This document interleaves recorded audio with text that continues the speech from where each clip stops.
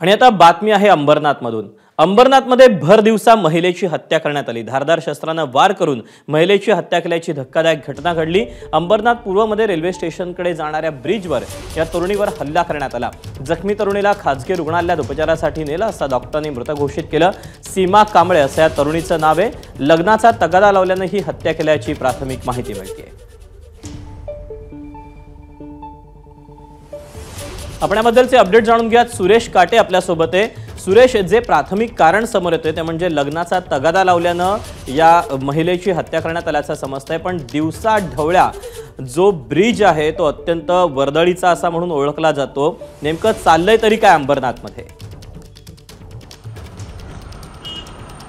दीपक, खरं पाहिलं तर भर दिवसा ही हत्या झालेली आहे। आपण जर पाहिलं तर हा अंबरनाथ आणि पूर्व आणि पश्चिमला जोडणारा हा मार्ग आहे। खरं पाहिलं तर खूप वर्दळीचा हा मार्ग आहे आणि याच ठिकाणी जर पाहिलं तर आपण हा अंबरनाथ स्टेशनकडे जाणारा हा शॉर्टकट आहे। या ठिकाणाहून काही शिड्या आहेत आणि या ठिकाणाहून काही प्रवासी जे आहेत ते जात असतात। मात्र या ठिकाणी एक प्रत्यक्षदर्शी एक आजी होती।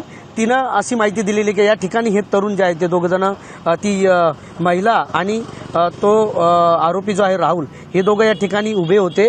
मात्र त्यांचे काहीतरी बातचीत झाली, चर्चा झाली, वाद झाला आणि त्याच्याजवळ असलेलं जे हत्यार आहे त्या हत्यारातून त्यांनी तिच्यावरती वार केले आणि ती उपचारापूर्वी तिचा मृत्यू झाल्याची माहिती मिळाली आहे। मात्र ही धक्कादायक माहिती अशी आहे की पोलिसांचं मत आहे की या महिलेने ह्या राहुल भिंगारकर याला काही पैसे हात उसने दिले होते आणि तो देत नव्हता, त्यामुळे ती तगादा लावत होती अशी माहिती पोलिसांनी दिलेली आहे। मात्र स्थानिक काही रहिवासी आहेत त्यांनी माहिती दिलेली आहे की या दोघांचं प्रेम प्रकरण आहे आणि ही जी महिला आहे तिच्या पतीपासून ती विभक्त राहत आहे, पतीसोबत राहत नाही। त्यामुळे परिसरातच असणारा हा राहुल भिंगारकर जो आहे तो याच्यासोबत तिचे प्रेमसंबंध जुळले होते अशी माहिती आपल्याला प्राथमिक मिळत आहे। त्यामुळे पोलीस त्या अँगलने तपास करत आहेत। मात्र आता या राहुल भिंगारकरला पोलिसांनी ताब्यात घेतलेला आहे आणि भर दिवसा ही हत्या झाल्यामुळे आता कुठेतरी आता असुरक्षितता आहे असं आपल्याला या ठिकाणी आपल्याला जाणवतंय।